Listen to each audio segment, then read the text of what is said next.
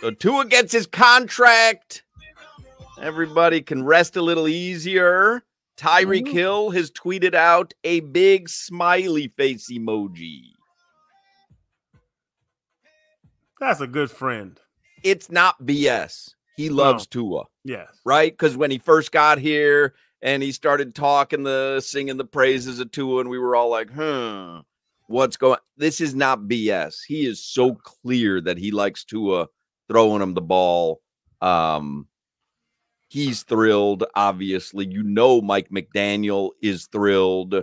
Like, I would say everyone has got to be. Josh Appel said it in the 2 o'clock hour. This is one of those scenarios. Both parties really benefit from each other. 100%. Dolphins benefit from Tua being there. Tua benefits from the Dolphins having his back.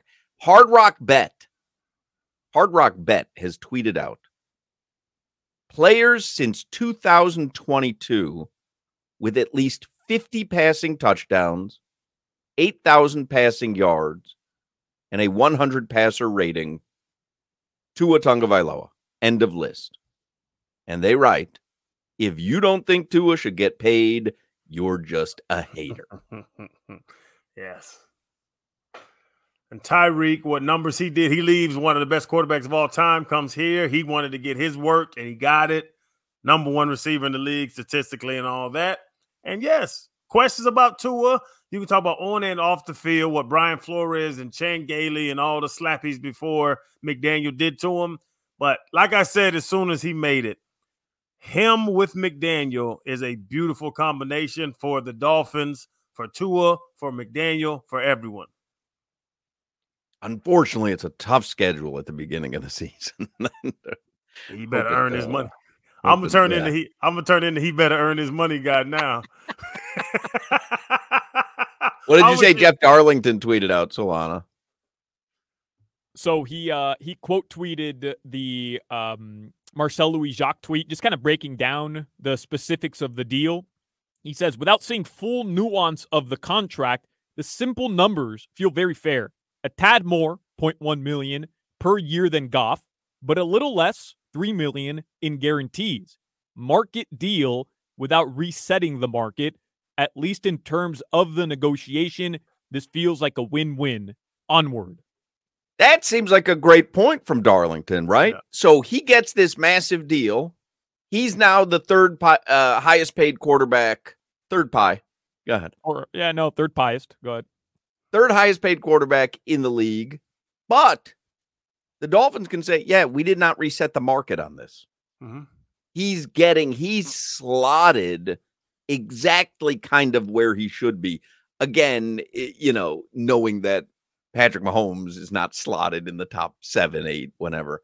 But yeah, they didn't give him $65 million a year. They gave him, Tua said it himself, right? The market is the market. This is a deal that is exactly the market. Yes. And the guys we're talking about, he jumped over. He's 0.1 million more than Goff per year. He's right there with him. The guys that got paid this season think about it, over Watson, over Kyler Murray, over Lamar Jackson, over Justin Herbert. Like, yeah, he wanted to get paid, but it's not like they're jumping out the window and doing nothing crazy. They're paying. The market's the market. He's right there in the top 5 where he wanted to be. Beautiful. Both sides. It's beautiful. I feel very good. I hope Dolphins fans feel really good. I hope you're going into the weekend now. Like, yeah, I feel really good. Jimmy, you're a big Dolphins fan. You feel really good? I feel great. I just feel like this is something that it's to me an acknowledgement that Tua is A, the best quarterback since Dan Marino, B, a franchise quarterback, and C, someone who the Dolphins believe will lead them to a Super Bowl victory. Because I guarantee you, we talked about it this week, I guarantee you, Stephen Ross had to put that ultimatum before Mike McDaniel and Chris Greer and the entire brain trust. I'll give him whatever you say, whatever you guys say we should give him. Is this the guy who is going to lead us to a Super Bowl parade? We watched the city go crazy for the Florida Panthers. We've seen the city go crazy several times for the Miami Heat. is this the guy who is going to lead us to a Super Bowl victory?